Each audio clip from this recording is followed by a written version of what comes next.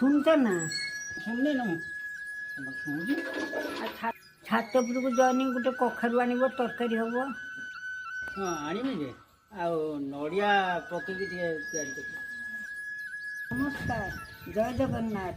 ପିଲାମାନେ ତୁମେ ସମସ୍ତେ ଭଲରେ ଅଛ ନା? ଜଗନ୍ନାଥଙ୍କ କୃପାରୁ ମୁଁ ଯାଉଛି ଜେଜେଙ୍କ ପାଇଁ ନଡ଼ିଆ ପକେଇକି କଖାରୁ ତରକାରୀ କରିବି। ଗୋଟେ ମନ ତତେ ମୁଁ ଦେଖିଲା ପରେ ଜାଣିଲି ସେଦିନ ନା ମୁଁ କହିପାରୁଛି ନା ମୁଁ ରହିପାରୁଛି ନା ମୁଁ କହିପାରୁଛି ନା ମୁଁ ରହିପାରୁଛି ମୋର ରାତି ଦିନ ତୋ କଥାକୁ ଭାବି କଟୁଛି ମୁଁ ତତେ